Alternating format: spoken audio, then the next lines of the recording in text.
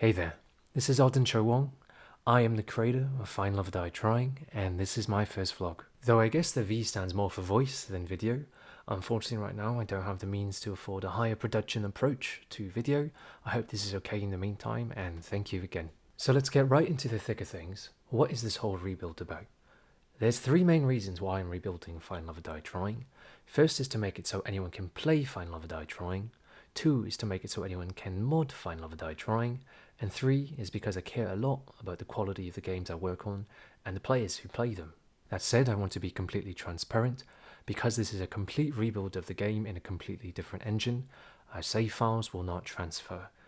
From running a poll on Twitter and chatting with people on Steam, I don't believe this is an issue, but if you think it is, please feel free to reach out to me and we will see what we can do. Alright, let's get right into this. So first off is making it so that anyone can play Find Love Die Trying. And this is what it looks like right now. Windows and Mac support, where every language translated so far is available on Windows, or on Mac there's only English available. This limitation is largely due to mistakes I'd made in development, given it was my first game. And what I would like to do is make Find Love Die Trying look more like this. Ta-da! A huge part of why I wanted to rebuild Find Love Die Trying was because the way I'd built it initially made it very difficult to port. And with this rebuild, I'm trying to build it in such a way that I can open up the doors to building it towards any platform.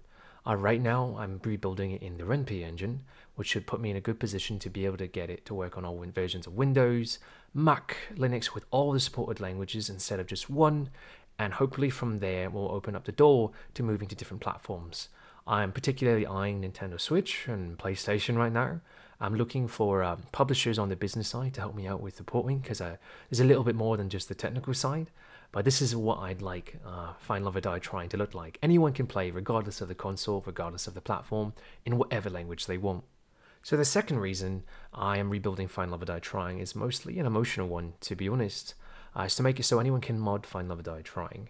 So I first got introduced to visual novels and mods at around the same time with a lovely game called Katawa Shoujo. I thought it was amazing, the fact that, one, it was just such a lovely, lovely game, lovely story, but that people could, add their own versions of stories in the same world and they share it with other people who love that world and love those characters. I thought that was amazing. And looking back now, I think that was actually a pretty big reason why I got into becoming a creator in my own right and making my own games. So even though this is largely an emotional reason, it kind of feels like by enabling anyone to mod Find Love Die Trying, I'm sort of closing the circle and making it so, I am paying back a community that helped get me where I am today. And, I have hopes that, maybe it'll help inspire some other people too. I loved making games, I loved making mods. And, I'm really looking forward to see what people make with this newfound feature. The third reason why I'm rebuilding Find Love Die Trying from scratch is because I care a lot about quality of the games I work on and the players who play them. You're taking time out of your busy lives and days to play my game. I want to make sure I'm bringing the best of it to you. So with this in mind, there's a real rattlesnake of all sort of issues to solve that I am already fixing in the rebuild. Things like performance issues, shrinking text with long passages, issues with the text box display sort of rising up. I still don't really know why it happened in the original build. Typos, and perhaps one of the biggest ones is a visual update of the game. On the left, you can see what the game looks like right now, and on the right, you can see what the current rebuild version of Find Love Die Trying looks like. As you can see a lot more of the character, you can see a lot more of the background, the visual interface covers a lot less of the screen so you can appreciate the art more. This is important to me because with visual novels, the art is so important, and I wanted to make sure that when someone is playing Find Love Die Trying, they can see it in the way it's originally intended. So that's pretty much it for the rebuild. I hope you're as excited as I am. Whether you haven't played Find Love Die Trying or you've played it before or several times, I hope you enjoy. It's going to have a brand new coat of paint, and there'll be a little bit of a surprise that there wasn't there before. So let me know if you find it. So the fourth and final reason why I'm rebuilding Find Love Die Trying is a bit of a selfish one, and I'm going to elaborate on that here.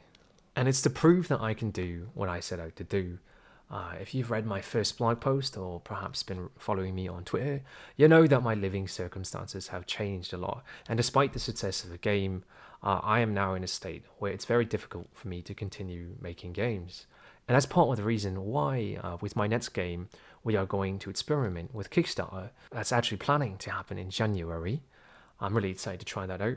But with these platforms, I'll be honest, Kickstarter, Patreon, which, I'll be honest, I'm both interested in using, I'm not a fan of how a lot of creators, a lot of game developers use these platforms. I feel a lot of them take advantage of fans and players.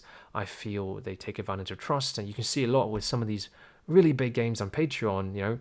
It's been years since they've pushed out a significant update. And with that, I realized, I want to prove as much as I can that I am who I say I am, that I can do what I set out to do, and that I care so much about making great games and great experiences for people. Because at the end of the day, I got into making games because I wanted to make incredible experiences for people. I wanted to make them smile, I wanted to make them laugh, cry, everything. I didn't get into it to become super rich. Really, if that was all I wanted, there'd be far easier things for me to do.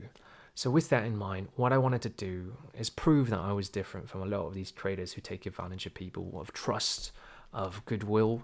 And I wanted to show that if you support me, then I will do everything I say that I will do. I will not violate that trust, because that trust is sacred to me. That said, that's pretty much it for this rebuild video. I will be making a new video soon to talk a little bit more in depth about what I plan to do with Kickstarter, with my new game. This might be it, as well as Patreon.